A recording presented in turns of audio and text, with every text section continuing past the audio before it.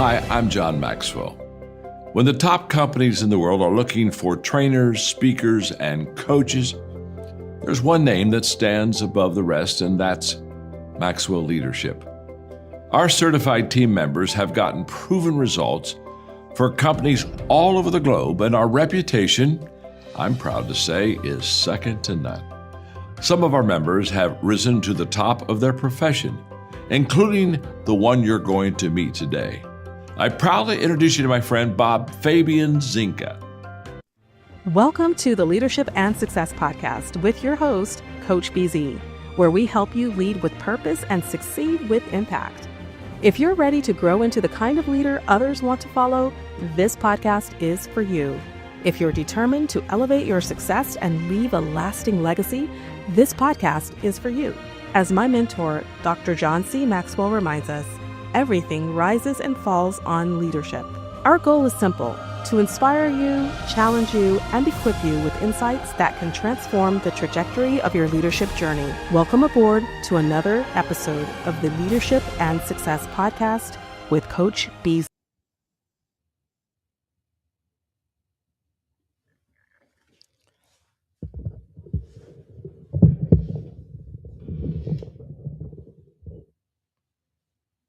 All right, everyone.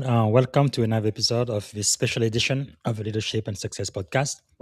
So today we are going to be talking about Proverbs chapter 8, Ancient Wisdom, Mentoring from the Book of Proverbs. So this is going to be a podcast about ancient wisdom and leadership lesson from the Book of Proverbs. Today being January 8th, we're going to be studying Proverbs chapter 8. So we're going to plan to do chapter 9 tomorrow, and we're going to read one chapter until the end of the month. And on the 31st, we will read the last chapter of the Book of Proverbs, chapter 31. All right, to get started, so for a moment of gratitude today, like I've done for the previous episode this morning, I am really grateful for the caliber of guests we've had on the Leadership and Success Podcast for season 5 so far. Really impressed and very grateful for all of these expert change leaders in tech, in the military, coaching, book writing, and so many industries taking the time to come and speak to us. So I appreciate that. All right. First, let's do a quick review of Proverbs chapter 1, 2, 3, 4, 5, 6, and 7. We're going to use Ron Carpenter AI to do that. As we recall, I interviewed Ron Carpenter AI for season 4 last year. I believe it was episode 15. All right, Ron Carpenter AI, keep us on track and give us the summary from Proverbs chapter 1 through chapter 7. Hi, this is Pastor Ron Carpenter. How can I help?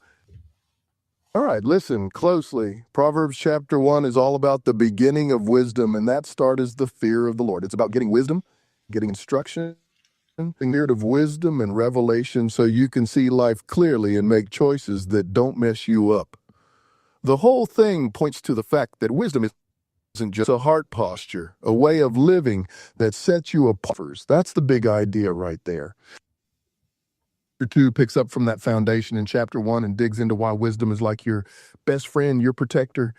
It shows how wisdom saves you from the fools and the You see, it's about hearing God's voice early, before trouble hits, so you can live long, peaceful days. The fear of the Lord keeps you safe and gives you avoid all kinds of foolishness.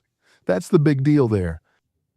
All right, chapter 3 is like wisdom's personal invitation. It tells us to trust the Lord with all our heart and not our own understanding. Come on, that's powerful. When you do that, He'll make your path straight, guiding you through life with success and peace.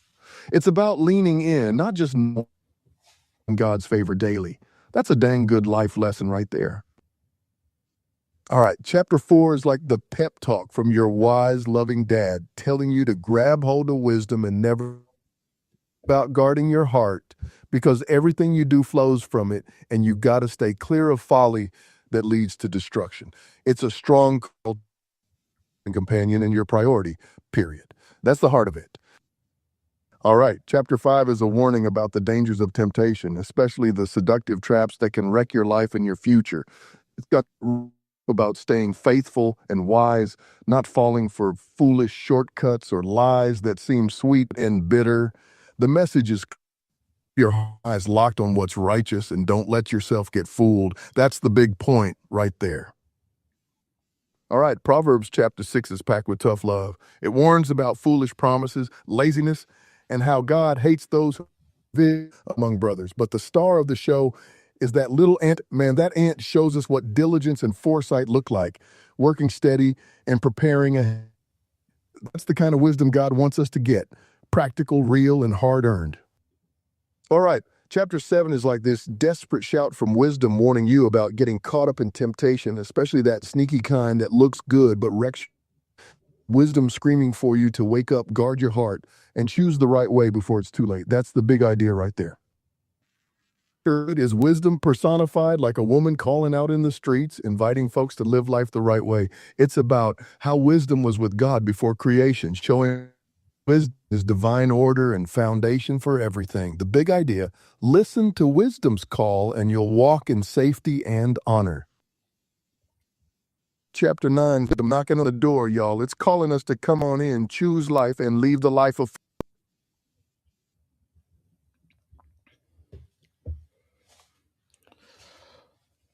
All right, so that was a pretty good review from chapter 1 through chapter 7. Actually, it said chapter 8 also, which is okay. So we're gonna do chapter 8 tomorrow. All right, for chapter 7, which was yesterday, we had 7 lessons. Lesson number 1 was wisdom must be internalized, not memorized, and that was from verses 1, 2, and 3. Wisdom that lives only in policy manuals or slogan fails under pressure. Leaders who merely know the rules but haven't embedded them into character will rationalize exception when stakes rise. All right, and then lesson number 2 was naivety is a leadership liability. That was verses 6, 7, 8, and 9. The simple leader lacks foresight and intelligence. Being reactive, inexperienced, or overly trusting in high risk action. That was lesson number 2. So lesson number 3, temptation often looks like validation, verses 10, 11, and 12. Flattery, secrecy, and attention are common tools of manipulation. Leaders are most vulnerable when affirmation replaces accountability. Lesson number 4 yesterday was rationalization is the gateway to compromise, verses 13 through 20. The danger is not temptation alone, but it's the story we tell ourselves to justify it, rationalization. Compromise rarely begins with rebellion, it begins with permission. And lesson 5, momentum can mask misalignment, verses 21, 22, and 23. Confidence, speed, and momentum can look like success until consequences arrive. Leaders often mistake movement for progress. Then leadership lesson number 6, one leader's fall impacts many, 24, 25, and 26. Leadership failure is rarely isolated. Teams, family, organization, and mission, they absorb the blast radius of compromised integrity. And finally, lesson number 7 yesterday was boundaries are leadership strategy. Verse 27. So the chapter ends with a warning. Unchecked paths don't lead to neutral outcome. Leaders must decide in advance where they will not go. So that was Proverbs chapter 7. So let's start with Proverbs chapter 8 today. We're going to be talking about wisdom and leadership lesson from Proverbs chapter 8. So the big idea is Proverbs 8 personifies wisdom as a public, accessible, and authoritative guide, calling out in the open, shaping decision, and grounding leadership in truth that predates power. So, chapter 8 reframes leadership not as a charisma or control, but as alignment with moral order, justice, long term flourishing. So, wisdom is not hidden for elite, it stands at the gates where real decisions are made. So, the theme for this chapter, wise leadership listens, aligns, and leads in harmony with truth, justice, and purpose. All right, so Let's start with lesson number 1, Proverbs chapter 8. So wisdom speaks publicly, not privately. So verses 1, 2, and 3. Let's listen to that.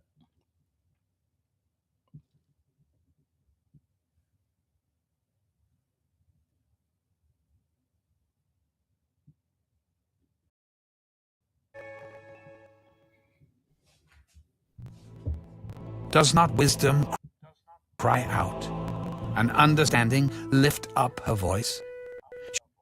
She takes her stand on the top of the high hill, beside the way where the paths meet. She cries out by the gates at the entry of the city, at the entrance of the doors. Wisdom cries out at the gates. So wisdom raises her voice in the open, at crossroads and city gates, where policy, commerce, and justice intersect. True leadership is transparent, accountable, not hidden behind closed doors. You are not in the ivory tower away from all of your people. You truly are in the midst of them. You are transparent. All right, so leadership application. Lead where people can see your values in action. Town halls, reviews, decision forum, and everyday interaction. One thing I've learned, I think Ken Blanchard was the first one to teach it to me in 1 Minute Manager, where he says, no, you kind of lead and manage by walking around, right? Being amongst your people, seeing what everybody is working on. In the military, in the Navy, I know commanding officers do that a lot. But don't just stay in their ivory tower far, far away from everybody, but they come and find out what the troops are working on, what they are doing, and how they are doing. For example, this morning when I had the interview with Colonel Hayes Gibson, one of his tips is to ask his people, are you okay? How are you doing? Are you okay? And once he knows that, then he can go on and focus on the mission and the task at hand. But first, he wants to know his people and care for them. All right. So we said you need to lead where people can see your value in action. So where are your leadership decisions most visible? And do your action invite trust or suspicions? Anchor reflection. Visibility without integrity is exposure, but integrity with visibility is influence. That's powerful. Okay, lesson number 2. Wisdom is for all who will listen. Verses 4 and 5. Wisdom is for all who will listen. To you, O men, I call, and my voice is to the sons of men. O you simple ones, understand prudence. And you fools, be of an understanding heart. So, wisdom addresses everyone. It doesn't matter who you are. Experienced and inexperienced alike. Great leaders, they democratize understanding and build bench strength. How do you apply this? Well, translate strategy into clear language, mentor broadly, not selectively. So, who might be excluded from understanding your vision? And how can you simplify without diluting truth? Think about that. So, reflection. Leadership multiplies when wisdom is shared, not hoarded. So important to share wisdom. That's how your organization will grow and be more resilient and a lot more successful. Sharing wisdom. All right. Leadership lesson number 3. Integrity is the language of wisdom. Verses 6, 7, 8, and 9. Integrity is the language of wisdom. Listen, for I will speak of excellent things, and from the opening of my lips will come right things, for my mouth will speak truth. Wickedness is an abomination to my lips. All the words of my mouth are with righteousness. Nothing crooked or perverse is in them. They are all plain to him who understands, and right to those who find knowledge. They are plain to him who understand. So, wisdom speaks what is right, plain, honest, and just. Ethical clarity beats clever ambiguity. So, application: choose directness over spin and correct gently but clearly. So, where have you tempted to soften truth for convenience? And does your communication build trust? Okay, reflection. Clarity is kindness in leadership. This morning, watch, I believe it was season 5, episode 11 with Charlie Wetzel. It talks about, as a writer, he has to be clear about what he is talking about so that when the one who's reading his book can read the book, it's very clear to them. Right? You can have very complex idea, but you kind of uh, work through them. You clarify your idea, you simplify your idea, and then that's what you present to your audience. That's really a sign of respect to them. Okay, clarity, very important. So, anchor reflection. Clarity is kindness in leadership. All right. Lesson number 4. Wisdom will outrank wealth and status. Verses 10 and 11.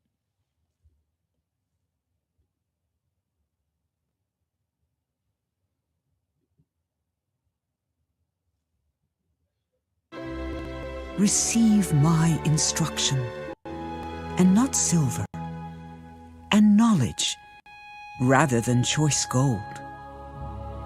For wisdom is better than rubies, and all the things one may desire cannot be compared with her. Wow. Wisdom is better than wealth. Because when you have wisdom, you can always get wealth. Wisdom outranks wealth and status. So wisdom is more valuable than gold. Leaders who prize outcomes over principle eventually lose both. So how could you apply this? Reward decisions that reflect values, even when they cost short-term gains. What are your core values? What are your principles? That's what you should live by, and that's what decision made within your enterprise, your organization should stand by as well, even if it costs you in the short term. So, what do your incentives truly reward? And would you choose wisdom over winning today? All right, anchor reflection. What you value most will ultimately lead you. All right, lesson number 5. Wisdom anchors justice and good governance, verses 12 through 16.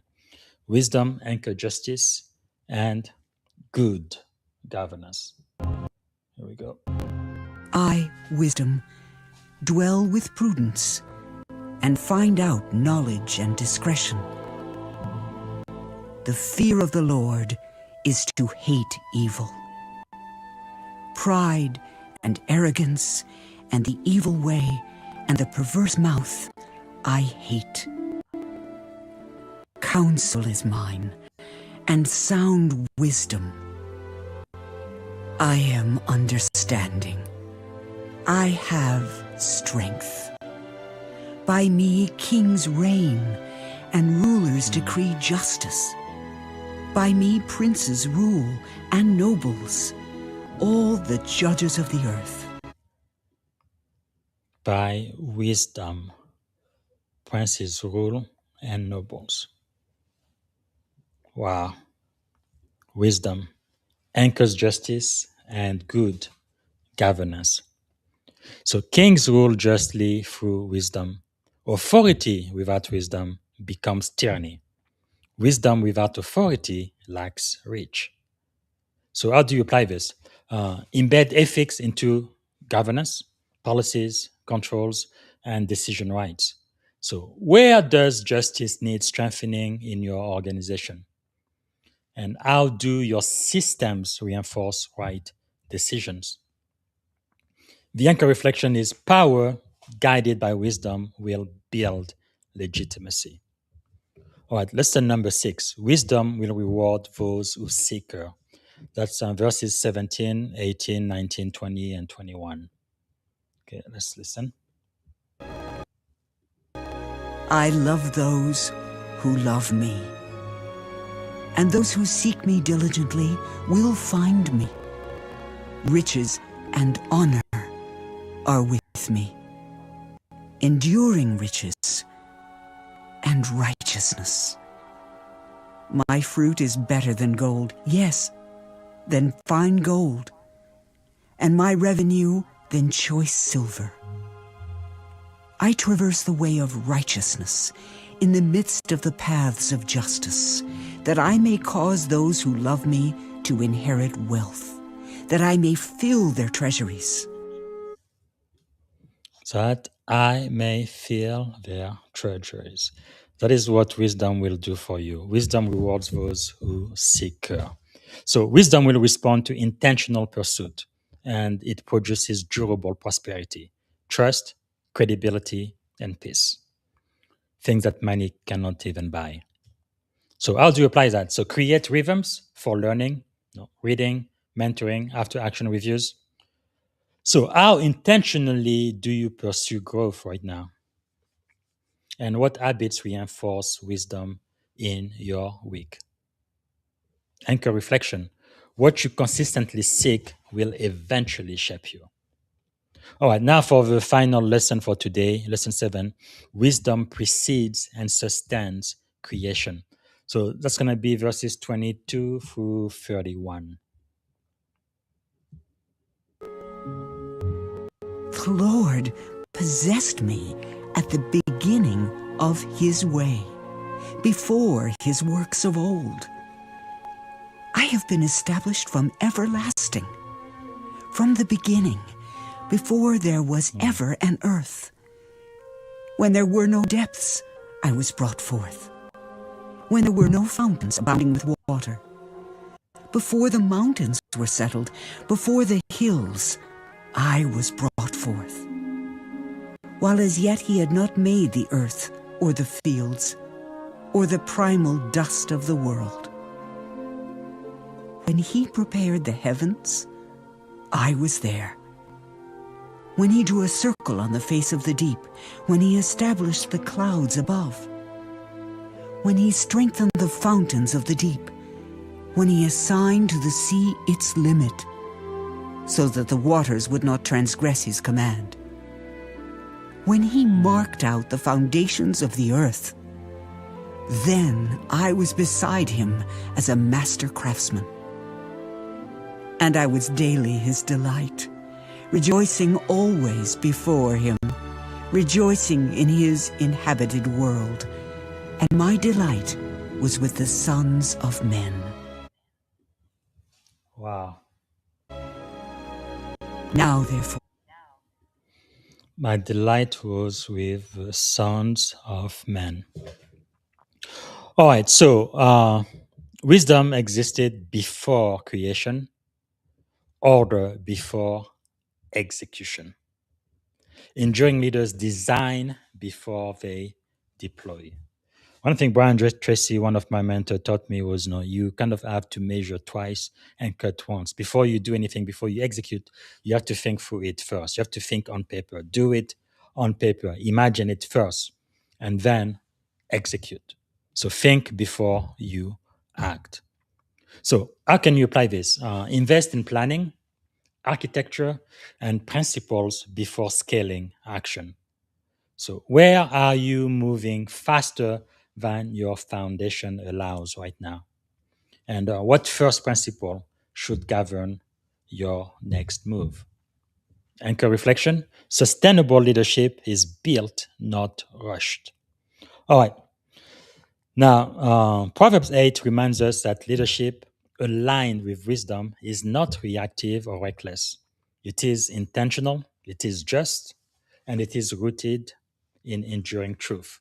So, leaders who heed wisdom lead beyond the moment, shaping systems and cultures that outlast them. All right, that's it for today. So tomorrow we're going to do Proverb chapter 9. I think I'm going to do it at 9 a.m. Pacific time, so 12 noon Eastern time. So hopefully I will see you here tomorrow for Proverbs. Sunday, I will be speaking with a cybersecurity leader, Daya Ramesh. She's the founder, operator, and a mentor. We're going to be talking about cybersecurity being existential. And then next week, I will have the pleasure of speaking with Commander Erika Dobbs, battle-tested servant leader, a tech CEO, and also a veteran entrepreneur. We both started in the Navy as E1, which is the lowest rank in the military. And she retired as a commander, which is my current rank. And then when she retired from the Navy, she turned into a tech CEO. So she's going to be here, I believe, Wednesday of next week. And the same day, I will be speaking to Lisa Fenn. She's a mentoring architect. She's written 2 best-selling books on mentorship, The Mentor's Guide and Breaching Differences for Better Mentoring. She also has a TEDx talk on mentorship. So she will be next week. So I look forward to it, and hopefully I will see you tomorrow for Proverbs chapter 9, Ancient Wisdom, Mentoring from the Book of Proverbs. Again, we are focusing on ancient wisdom, Book of Proverbs. All right, see you tomorrow. Bye for now.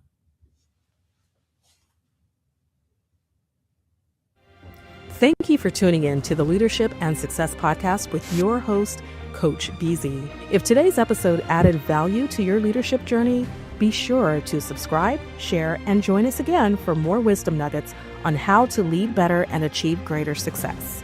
Remember, leadership is the most critical skill of our time. The world will always need leaders to inspire others, drive innovation, and execute meaningful strategy. So why not count yourself among the bold leaders shaping the 21st century? Until next time, stay inspired, stay committed, and keep leading with excellence.